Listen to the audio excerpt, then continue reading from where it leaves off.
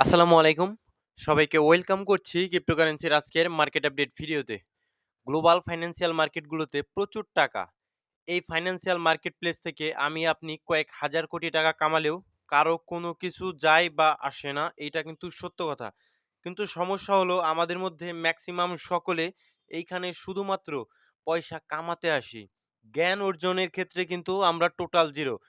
কিন্তু এই টাকাগুলো ধরতে হলে আমাদের সবার ১ম দরকার পড়বে নলেজ। নলেজবিহীন আপনি যত টাকাই এই মার্কেট প্লেসে নিয়ে আসুন না কেন, সমস্ত টাকাই কিন্তু আপনার লস হয়ে যাবে। ওকে, এখন মূল টপিকে আসা যাক। ক্রিপ্টো মার্কেটে ট্রেডিং করে প্রফিট করা কিন্তু অত্যন্ত সহজ। একটা বাচ্চা ছেলেকেও যদি বলা যায় যে, "ভাই তুমি মার্কেটে যখন রেড থাকে তখন বাই করবা, আর যখন গ্রিন থাকে তখন কি করবা? সেল করে দেবা।" সেও কিন্তু প্রফিট করতে পারবে। এই মার্কেটে প্রফিট করা সহজ, কিন্তু এর চাইতেও অধিক কষ্ট হলো গিয়ে প্রফিটটা ধরে রাখা অধিক কঠিন। প্রফিটটা আপনি যে প্রফিটটা করেছেন সেটা ধরে রাখা। ম্যাক্সিমাম আমরা সকলেই কিন্তু এই বেশ কিছু ভুল করার কারণেই কিন্তু আমাদের প্রফিট আমরা ধরে রাখতে পারি না। আপনারা অনেকেই হয়তোবা মার্কেটে যেই টাকা আসলে নিয়ে এসেছিলেন তার চাইতেও বেশি কিন্তু প্রফিট করে ফেলেছিলেন। কিন্তু প্রফিটটা ধরে রাখতে পারেননি এবং মূল ফান্ডটাও ধরে রাখতে পারেননি। এর কারণটা কি? এই কারণটা যদি আপনি আসলে খুঁজে বের করতে পারেন তাহলেই আপনি মোটামুটি সফল। এই কারণটা আপনার খুঁজে বের করতে হবে যে আসলে আমি কি কারণে প্রফিট গুলো ধরে রাখতে পারছি না। ঠিক আছে? তো আপনি মার্কেটে প্রফিট ধরে রাখতে পারেন না, এর বেশ কিছু কারণ রয়েছে। তার ১ম যে কারণটা আমি বলব, আপনার ডিসিপ্লিনের অভাব। ঠিক আছে? আপনি ওভার ট্রেড করেন, লস গেলে আপনি মাথা গরম করে ওভার ট্রেড করেন, আপনি কাউন্টার ট্রেড করেন। হয়তোবা আপনি একটা এন্ট্রি নিয়েছেন, সেখান থেকে আপনার এসএল গিয়েছে। তখন আপনার কি হয়? আপনি মাথা গরম করেন এবং সেই সাথে আপনি কাউন্টার ট্রেড করেন। ঠিক আছে? এই কারণে আপনার আসলে ডিসিপ্লিন হতে হবে মার্কেটে। ডিসিপ্লিন মার্কেটে অত্যন্ত গুরুত্বপূর্ণ একটা জিনিস। যদি কেউ ডিসিপ্লিন না থাকে মার্কেটে, তাহলে সে ওভারঅল আসলে প্রফিটেবল ট্রেডার হতে পারে না। ঠিক আছে? আর আরেকটা রিজন রয়েছে, আরো বেশ কিছু রিজন রয়েছে। তার মধ্যে আরেকটা রিজন হলো গিয়া আপনি আসলে রিস্ক এবং রিওয়ার্ড এই এইটা কিন্তু ফলো করেন না। রিস্ক এবং রিওয়ার্ড এইগুলো ফলো না করার কারণে আপনি আসলে লসের মধ্যে পড়ে যান। ঠিক আছে? বুকে হাত দিয়ে আপনি বলুন তো কে এই রিস্ক এবং রিওয়ার্ড মেইনটেইন করে আসলে ট্রেড করেন 1:3 অথবা 1:4 অথবা 1:2, অর্থাৎ আপনার স্টপ লস গেলে আপনার মাত্র যাবে ৳১, কিন্তু যদি প্রফিট আসে আপনার ৳2 আসবে অথবা ৳3 আসবে, ৳4 আসবে। অর্থাৎ মোট কথা রিস্ক এবং রিওয়ার্ড আপনি ফলো করেন না। মেক্সিমাম সকলে কি করেন? কেনার কথা আসলে কিনে বসে থাকেন। ঠিক আছে? আর ট্রেড যদি আপনার এগেইনস্ট এ যায় সেক্ষেত্রে আপনি কি করেন? হোল্ড করতে থাকেন। হোল্ড করতে থাকেন আর নিচে আসতে থাকে মার্কেট। হোল্ড করেন আর নিচে আসতে থাকে মার্কেট। হোল্ড করেন আর মার্কেট নিচে আসতে থাকে। যদি আপনি এই রিস্ক এবং রিওয়ার্ড এইটা মেইনটেইন করতেন, এই স্ট্র্যাটেজিটা মেইনটেইন করতেন, তাহলে আপনার কি হতো? আপনার স্টপ লস যদি আসলে চলে যেত সেই ক্ষেত্রে খুবই ছোট্ট একটা স্টপ লস যেত। আর প্রফিট হলে মোটামুটি ভালো একটা প্রফিট হতো। ওভারঅল আপনি মার্কেটে যদি 1:2 রেশিওতেও যদি আসলে ট্রেড করেন, সেক্ষেত্রে ওভারঅল যদি আপনি 50% এর মতো আসলে আপনি মনে করুন ৫০ টা ট্রেড নিলে ২৫ টাতেই উইন করেন। তাহলেও কিন্তু আপনি রিস্ক এবং রিওয়ার্ড এর কারণেই কিন্তু এর গুণেই আপনি আসলে একজন দিন শেষে প্রফিটেবল ট্রেডার থাকতে পারবেন। ওকে? এইটা মেইনটেইন করেন না। ৩ নম্বরে যে ভুলগুলো আপনারা করেন, প্রপার মানি ম্যানেজমেন্ট তো করেনই না। মানি ম্যানেজমেন্ট কি হয়তোবা এই জিনিসটা অনেকে বুঝতে চান না। ঠিক আছে? তো ধরুন আপনার কাছে $১,০০০ রয়েছে। তো আপনি একটা ট্রেড নিবেন। আপনি কি করেন? আপনার ভালো লাগলো, একজন বলল হয়তোবা কারো দ্বারা ম্যানিপুলেট হলেন আপনি, হয়ে কি করলেন? আপনি ঘ্যাটাস করে সমস্ত টাকাটাই $১,০০০ একটা জোনে আপনি কয়েন বাইং করে ফেললেন। তারপরে কি হলো? আপনার এগেইনস্ট এ ট্রেডটা গেল। ট্রেডটা আসলে উপরের দিকে না গিয়ে নিচের দিকে আসলো। অর্থাৎ আপনি লসের মুখে আসলেন এবং আপনি হোল্ড করতে থাকলেন বছরের পর বছর। তো প্রপার মানি ম্যানেজমেন্ট না জানার কারণে আপনার কিন্তু আসলে আ প্রপার প্রফিটটা আপনি ধরে রাখতে পারবেন না। আর বেশ কিছু লোকজন কি করে, বেশ কিছু ভাইয়েরা করে কি মানে ইনভেস্ট করলে ১০-১৫% নিচে আসলেই যারা ইনভেস্টর, এটা কিন্তু যারা ইনভেস্টর তাদের বলছি ১০-১৫% নিচে আসলেই মার্কেট তারা ডিসিএ মেথড ইউজ করে। ঠিক আছে? কিন্তু আসলে এইভাবে ডিসিএ করতে হয় না।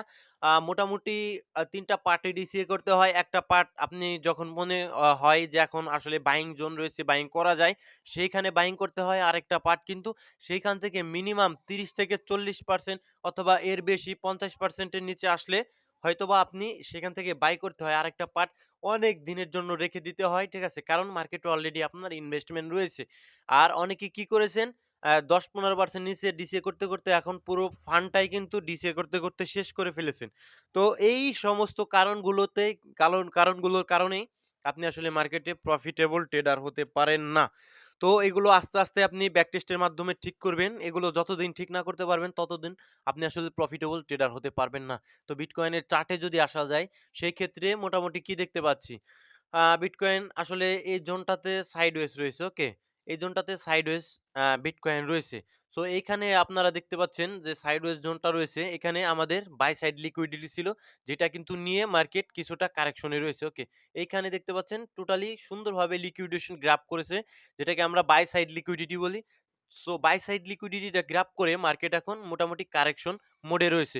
সো এখন আমাদের প্ল্যান কি থাকবে? মোটামুটি আ এইখান থেকে যদি বিটিসি কারেকশন নেয়, কারেকশন নিলে মোটামুটি এই জোনটাতে আসলে, এই জোনটাতে যদি একটা উইক দেয় ৮২,০০০ এর কাছাকাছি, তখন কি হবে? একটা উইক দিলে আমাদের সেল সাইড লিকুইডিটিটাও নিয়ে নেওয়া হয়ে যাবে যে এই লাইক এই যে এরকম উইক, ঠিক আছে? এইরকম উইক দিতে হবে। এইরকম উইক দিলে মোটামুটি আমাদের সেল সাইড লিকুইডিটিটাও নেওয়া হয়ে যাবে এবং দেন আমরা আবার আমাদের যে ৪ ঘন্টার টাইম ফ্রেমের ট্রেন্ড যেটা আপ ট্রেন্ড এ রয়েছে সেটা কন্টিনিউ করতে পারবো। আদারওয়াইজ কিন্তু আমাদের যে এক্সট্রিম অর্ডার ব্লক, এটা কিন্তু একটা ভ্যালিড অর্ডার ব্লক, কারণ এর উপরে ইমব্যালেন্স রয়েছে। মোটামুটি একটা ভ্যালিড অর্ডার ব্লক রয়েছে $৭৯,০০০ সেইখান থেকেও কিন্তু মার্কেট অর্থাৎ বিটকয়েনের প্রাইস কিন্তু আমরা আবার উপরের দিকে দেখতে পারি। আপাতত বাই সাইড লিকুইডিটি নেওয়া হয়েছে। এখন কিছুটা কারেকশন বিটকয়েন নিলেও নিতে পারে। ওকে? সো নেক্সট যদি আসি আমরা, সেই ক্ষেত্রে আমরা লিকুইডেশন হিট ম্যাপেও কিন্তু সেম ভাবে দেখতে পারবো। মোটামুটি উপরের দিকে রয়েছে $৮৬,০০০ এর উপরে আমাদের বাই সাইড লিকুইডিটি এবং সেল সাইড লিকুইডিটি রয়েছে আমাদের কোথায়? মোটামুটি $৮৩,০০০ এর কাছাকাছি অংশে লিকুইডেশন হিট ম্যাপে। এখন আমরা যদি ২৪ ঘন্টার লিকুইডেশনটা দেখি, সেই ক্ষেত্রে আমরা দেখতে পারবো মোটামুটি $২১৯ মিলিয়ন এর মতো লিকুইডেশন হয়ে গিয়েছে, যার ভিতরে মেক্সিমামই লং করতে গিয়ে এবং ১,১৩০ জন ট্রেডার কিন্তু লিকুইডেট হয়ে গিয়েছে। তো ইথেরিয়ামের চার্টে আসলে সেম ভাবে ইথেরিয়ামও কিন্তু একটা জোনের ভিতরে সাইডওয়েজ রয়েছে। একটা জোনের ভিতরে সাইডওয়েজ রয়েছে ইথেরিয়াম। সো সেম ভাবে ইথেরিয়াম কি করেছে আরেকটা মজার জিনিস দেখুন। ইথেরিয়াম কিন্তু মোটামুটি আমাদের এই সুইং লোর নিচে যে সমস্ত লিকুইডিটি ছিল, সেই সমস্ত লিকুইডিটি কিন্তু মোটামুটি ইথেরিয়াম নিয়ে নিয়েছে এই যে এই ক্যান্ডেলটার মাধ্যমে, ঠিক আছে? ৪ ঘন্টার এই ক্যান্ডেলটার মাধ্যমে। সুতরাং এখন ইথেরিয়াম অ্যাজ এ আমার প্রাইস প্রেডিকশন অনুযায়ী ইথেরিয়ামে আমাদের উপরের দিকে বাই সাইড লিকুইডিটি রয়েছে। তো সেইগুলো কিন্তু নেবার জন্য ইথেরিয়াম উপরের দিকে যেতে পারে। আপাতত সেটা থাকবে আমাদের কোথায়? ওভারঅল ৪ ঘন্টার টাইম ফ্রেমে কিন্তু ইথেরিয়াম আমাদের যেহেতু আপ ট্রেন্ডে রয়েছে, তো উপরের দিকে লিকুইডিটি গুলো আমাদের এই জোনটার কাছাকাছি থাকবে। ওকে? মোটামুটি এই জোনটার কাছাকাছি থাকবে। এই জোনটার উপরে কিন্তু ইথেরিয়াম আরেকটা উইক দিতে পারে। বিকজ আমাদের একটা মোটামুটি লিকুইডেশন গ্রাফ কিন্তু আমাদের হয়ে গিয়েছে। আপনারা এখানে যদি আপনাদের দেখাই, সেক্ষেত্রে আপনারা দেখতে পারবেন মোটামুটি লেভেলের একটা লিকুইডেশন ইথেরিয়াম নিয়ে নিয়েছে। ওকে? এখন আপাতত উপরের দিকে যাওয়ার সম্ভাবনাই কিন্তু থাকবে। কারণ ওভারঅল এই জোনটাতে ইথেরিয়াম সাইডওয়েজ রয়েছে। এক সাইডের লিকুইডেশন ক্লিন মিন্স উপরের দিকে আমরা যাবো আরেক সাইডের লিকুইডেশন নেওয়ার জন্য। কারণ আপনারা জানেন মার্কেট লিকুইডিটি নিয়েই কিন্তু চলে। লিকুইডিটি মার্কেটের ফুয়েল। ওকে? সো নেক্সট ফিয়ার এবং গ্রিড ইনডেক্সে যদি আসি সেক্ষেত্রে স্কোর রয়েছে 30, মোটামুটি এটা বাড়ছে না। এবং একদিনের টাইম ফ্রেমে যদি আমরা দেখি সেক্ষেত্রে কিন্তু মার্কেট নিউট্রাল পজিশনে রয়েছে এবং ভলিউম গত কালকের মতো কিন্তু কম রয়েছে। ওকে?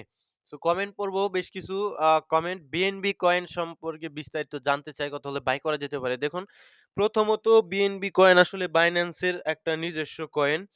তো বিএনবি কয়েনটা আসলে বাইন্যান্স যদি ভালো করে, বিএনবি কয়েনটা যদি বাইন্যান্স প্ল্যাটফর্ম ভালো করে, সেক্ষেত্রে আপনি বিএনবি কে আরো উপরের দিকে দেখতে পারবেন। সেটা আস্তে, আস্তে ধীরে, ধীরে ইনভেস্টমেন্ট করা যায় বিএনবিতে। আদারওয়াইজ বর্তমানে যে পজিশন বাইন্যান্স যা বর্তমান করছে, মাত্র মানে যেকোনো কয়েনকেই Binance লিস্ট করে দিচ্ছে। Binance এর আসলে বিহেভ আমাদের কারো কাছেই ভালো মনে হচ্ছে না। সামান্য কিছু টাকার জন্য Binance আসলে অনেক স্ক্যাম টোকেন গুলো Binance নিজে লিস্ট করে দিচ্ছে কিছু টাকার জন্য। এগুলো ভালো নয়। এগুলো Binance কিন্তু অনেক ট্রাস্টেবল একটা এক্সচেঞ্জার এবং ওয়ার্ল্ডের নাম্বার 1 এক্সচেঞ্জার। সেক্ষেত্রে বিএনবি কয়েনের আসলে ভবিষ্যৎ আমার কাছে মনে হয় ভালো। এগুলো Binance এর ওভারকাম করতে হবে। তা না হলে কিন্তু বিপদ রয়েছে। ঠিক আছে?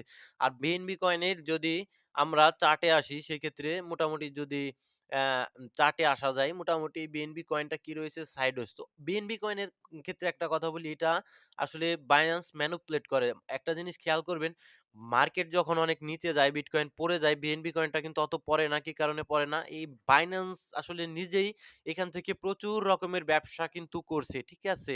মার্কেট যখন আবার উপরের দিকে যাওয়া আরম্ভ করে বিএনবি কয়েনটাও ততটা উপরের দিকে যেতে পারে না।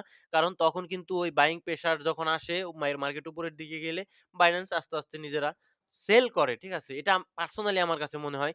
তারপরও বিএনবি কয়েন আপনি রাখতে পারেন। ঠিক আছে? বিএনবি কয়েন যদি আপনি Binance এ রাখেন স্টেকিং করে, সেই Binance এর বিভিন্ন লাঞ্চ পুল এর অফার থেকে আপনি আসলে প্রফিট করতে পারেন। বিএনবি রাখতে পারেন, সমস্যা নাই। দীর্ঘদিনের জন্য টোটালি একটা সাইডওয়েজ মুভমেন্ট এ বিএনবি রয়েছে। সো নেক্সট যদি আমরা দেখি বেশ কিছু কয়েন ক্রিপ্টো বাবলে আসলে মোটামুটি হাইপার লিকুইডিটি এটা অত্যন্ত একটা ভালো কয়েন। ঠিক আছে? বেশ কিছু কয়েন মোটামুটি কিছুটা পাম্প আসলে ২৪ ঘন্টায় দেখানোর চেষ্টা করছে Solana। আ তারপরে RAW, বিটকয়েন ক্যাশ মোটামুটি বেশ কিছু কয়েন আর মুভ এর মতো কয়েন আসলে ডাউনফল ওম এটা তো একটা মোটামুটি একটা স্ক্যাম কয়েনের মতো হয়ে রয়েছে। কিন্তু মোটামুটি আপনাদের সাথে রাগ পুল করেছে ওই কয়েনে থেকে আপনারা মোটামুটি দূরে থাকার চেষ্টা করবেন। সো নেক্সট কমেন্ট ভাই ADA কি এখন বাই করা ঠিক হবে? সো এটা ডিপেন্ড করবে আপনি কতদিনের জন্য আসলে বাই করছেন। ঠিক আছে? ADA আপনি যদি লং টাইম এর জন্য বাই করতে চান তাহলে আপনি এই পজিশন থেকে বাইং করতে পারেন। আর যদি আপনি আসলে শর্ট টাইম এর জন্য এন্ট্রি নিতে চান তাহলে আপনি ওয়েট করবেন সুন্দর মার্কেট স্ট্রাকচার এর জন্য আপনার ওয়েট করতে হবে। WLD কয়েন এটাও সেম ভাবে ভাই WLD কয়েন ভালো একটা কয়েন। মোটামুটি ভালো একটা কয়েন। এআই ক্যাটেগরির কয়েন। WLD এখন পর্যন্ত মার্কেটে টিকে রয়েছে জানি না। মার্কেটের অবস্থা খারাপ হলে WLD কয়েন কি করবে? কিন্তু আপনি যদি ইনভেস্টর হন সেক্ষেত্রে কিছু পরিমাণ অল্প অ্যামাউন্টের রাখতে পারেন। ওকে? নেয়ার কয়েনটা ভালো এআই ক্যাটেগরির টপ লিডিং একটা প্রজেক্ট। ভাই সুই কয়েন ওই সেম উত্তর ভাই। আপনি যদি মানে লং টাইম এর জন্য ইনভেস্ট করেন সুই কয়েন আরো কিছুটা কারেকশন প্রয়োজন রয়েছে লং টাইম এর জন্য রাখলেও। ঠিক আছে? আর শর্ট টাইম এর জন্য যদি নিতে চান স্ট্রাকচার দেখে আপনার নিতে হবে। থিটা কয়েন ভালো কয়েন। ফিদা, এই যে ফিদা কয়েনটার কি এনালাইসিস দিব? আপনি ফিদা কয়েন, সোলোনা নেম সার্ভিস এই কয়েনটার এনালাইসিস চান। এটার কোনো এনালাইসিস আমি দিব না।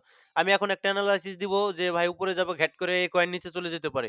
আবার বলব নিচে যাবে ঘ্যাট করে উপরের দিকে চলে যেতে পারে। এই সমস্ত কয়েন অনেক দূরের কয়েন, মার্কেট ক্যাপ কম। সো এগুলোর এনালাইসিস আসলে এর টিমই বলতে পারবে, এর ইনভেস্টররাই বলতে পারবে। আমরা আসলে এগুলো বলতে পারব না ভাই যেটা সত্য কথা। ভাই প্লাম কয়েন RW ক্যাটেগরির নতুন একটা কয়েন। একটু দেখুন কয়েকদিন Binance এর ফিউচারে এসেছে মনে হয় প্লাম কয়েনটা। তো আপনার ইনভেস্ট থাকলে আপনি রাখতে পারেন। অন্ড নিয়ে আলাদা কোনো কিছু বলার নেই। অন্ড আপনার পোর্টফোলিওতে আমি আশা করব থাকবে। ঠিক আছে? ফেড কয়েন এআই ক্যাটেগরির একটা কয়েন রাখুন। রোজ কয়েন পুরাতন হয়ে গিয়েছে। রোজ কয়েন মোটামুটি ১০-১২ সেন্টে গেলে আপনি রোজ কয়েন থেকে বের হয়ে আসার চেষ্টা করবেন। একটু পুরাতন হয়ে গিয়েছে। এআই ক্যাটেগরির লেয়ার 1 এর একটা প্রজেক্ট। ওকে? অমনি নেটওয়ার্ক একটা লো মার্কেট ক্যাপের কয়েন। ঠিক আছে? এইগুলো আসলে প্রফিট দিলে ভালো পাবেন। আর যদি লস হয় সেক্ষেত্রেও আপনার ভালো পরিমাণ লস হয়ে যেতে পারে। পিপল কয়েনটা কেমন? তো দেখুন এই জায়গায় পিপল কয়েনটার কথা যদি বলি সেক্ষেত্রে এইটা আপনি কিছুটা অল্প পরিমাণে লাইক মিম কয়েন যেভাবে রাখেন, অল্প পরিমাণে রাখতে পারেন যদি আপনি প্রফিট পান। মাঝে, মাঝে পিপল কয়েনে কিন্তু ভালো রকমের ওয়েলস প্রবেশ করে। আপনি নিজেও কিন্তু দেখতে পারেন মোটামুটি $৬৮৪ মিলিয়ন কাছাকাছি চলে গিয়েছিল মার্কেট ক্যাপ। ওকে? মাঝে, মাঝে ওয়েলস প্রবেশ করে আপনি রাখতে পারেন। ঠিক আছে?